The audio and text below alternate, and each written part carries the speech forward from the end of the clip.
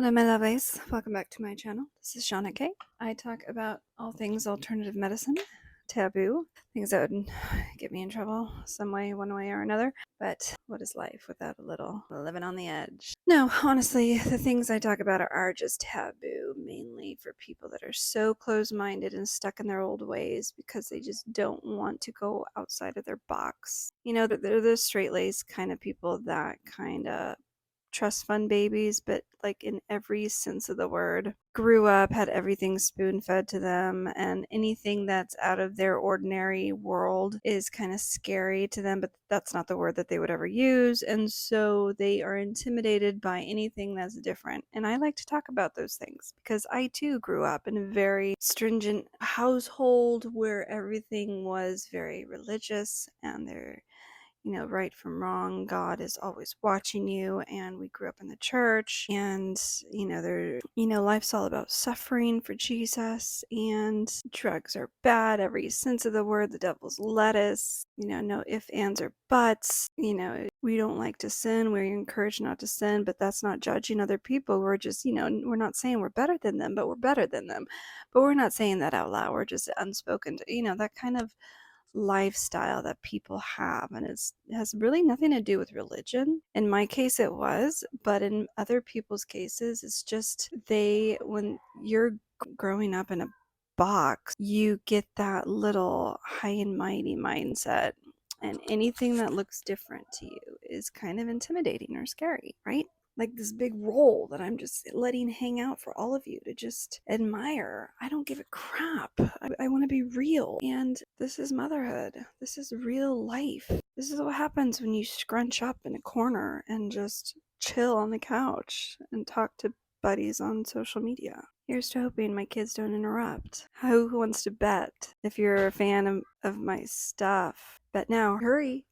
I'm gonna win. Okay, so in this video, I'm going to talk about a super unexpected surprise about a very surprising medication that ended up being like a plan B. If you cannot get semaglutide or Wegovy or whatever the crap that is, Ozempic. If you can't get those injections, they're too expensive, or you being morbidly obese isn't good enough for the stupid health insurance companies to approve it because they're fucking stupid, and then this is almost a certain easy yes for insurance companies to approve. I didn't even do this on purpose. It was a total accident, a legit accident. And it has been amazing, absolutely amazing. And I actually did some research on it, and it is a thing. It's just not growing in popularity yet. It's like slowly getting there, but obviously it's not like it's not as strong, right? You still need a little bit of willpower, just a little bit though.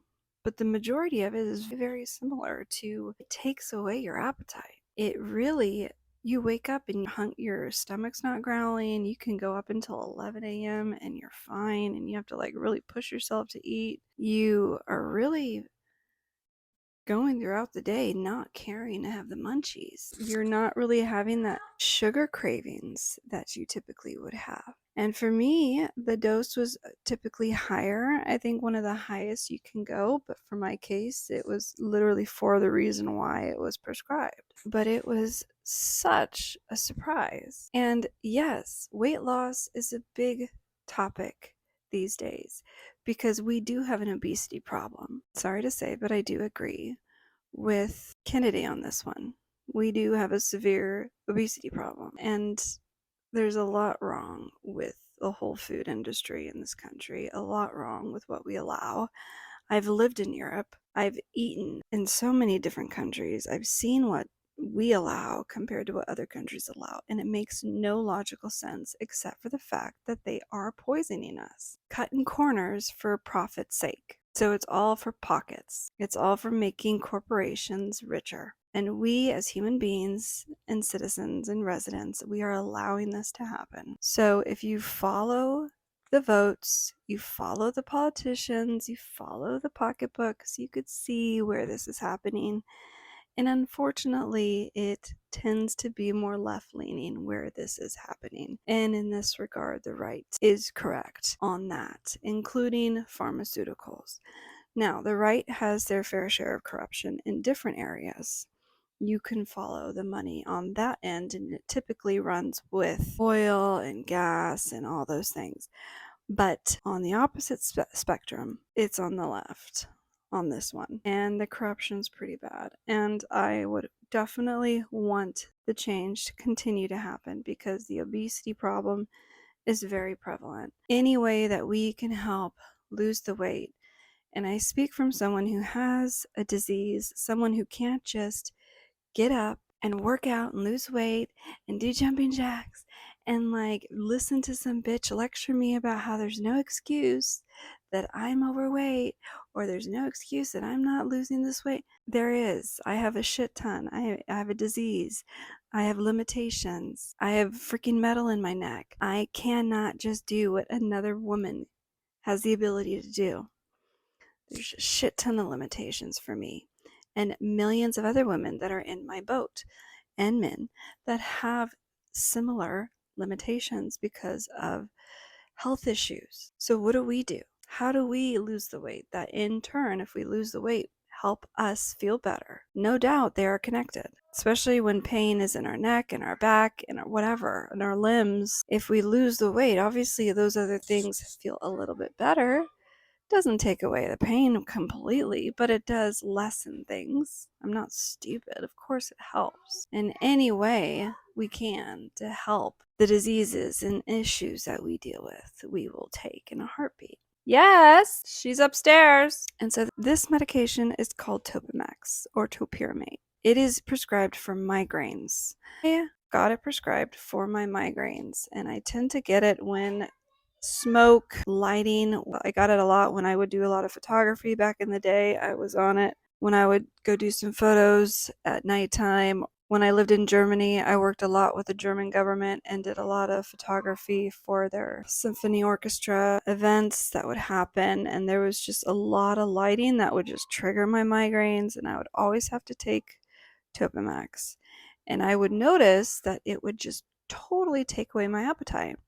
And I didn't really put two and two together, but whenever I would be on Topamax, I would always lose a shit ton of weight. And I didn't think about it. And when I went back on it recently, I started to drop. And I was like, this is really helpful. And then I started to think, I'm like, I really don't have an appetite.